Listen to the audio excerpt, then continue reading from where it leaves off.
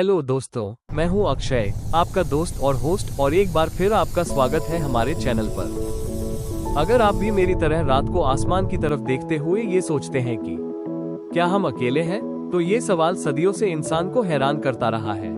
और हाल ही में वैज्ञानिक समुदाय कुछ ऐसी रोमांचक खबरों से भरा हुआ है जो इस सवाल के जवाब हमें और करीब ले जा सकती है।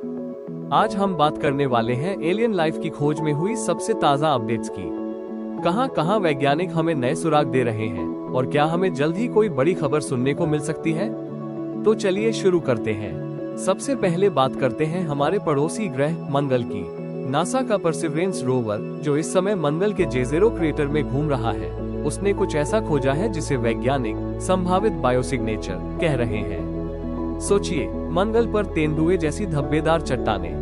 These leopard spots are not just pretty, they contain a fascinating mix of organic molecules and minerals like vivianite and greigite. धरती पर ऐसे मिनरल्स अक्सर माइक्रोबियल एक्टिविटी यानी छोटे छोटे जीवों की गतिविधियों से बनते हैं। एक प्रतिष्ठित जर्नल नेचर में छपे एक रिसर्च पेपर के मुताबिक ये धब्बे इस बात का संकेत हो सकते हैं कि कभी मंगल पर एक नदी बहती थी और उसके कीचड़ में मौजूद प्राचीन रोगाणुओं एंशिएंट माइक्रोब्स ने इन संरचनाओं को बनाया होगा।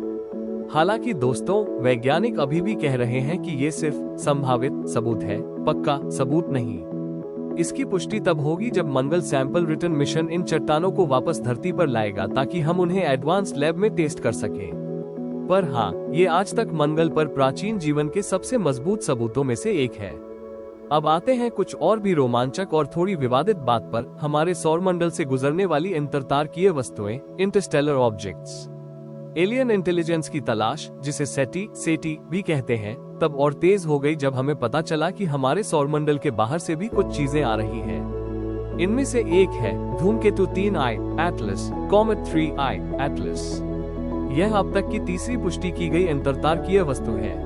इसकी असामान्य गति और यात्रा पथ ने कुछ वैज्ञानिकों को, जैसे हार्वर्ड के खगोल भौतिकीविद A.V. लोएब को, ये सोचने पर मजबूर कर दिया कि यह शायद कोई एलियन यान या कोई तकनीकी कलाकृति हो सकती है। लेकिन नासा और दूसरे खगोलशास्त्री कहते हैं कि यह एक प्राकृतिक धूमकेतु होने की ही ज्यादा संभावना है। इसकी तेज रफ्तार सौरमंडल के बाहर से आने वाली किसी भी चीज के लिए सामान्य है और हबल स्पेस टेलीस्कोप की तस्वीरों में एक आंसू के आकार का धूल का cocoon, teardrop shaped cocoon of dust, दिख रहा है, जो धूमकेतुओं की एक खासियत है। अब बात करते हैं दूर के ग्रहों की।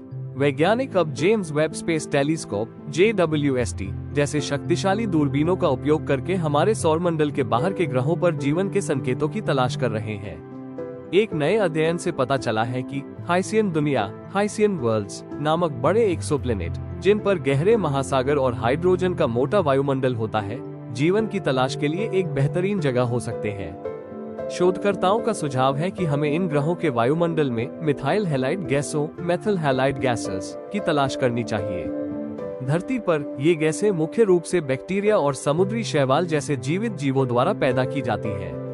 वैज्ञानिकों का मानना है कि इन गैसों का पता लगाना वर्तमान तकनीक से माइक्रोबियल जीवन खोजने का एक अनोखा अवसर होगा, और इसमें JWST के साथ केवल 13 घंटे का ऑब्जर्वेशन टाइम लग सकता है। कितनी रोमांचक बात है। तो दोस्तों, ये थे एलियन लाइफ की तलाश में हुए कुछ सबसे ताज़ा अपडेट्स।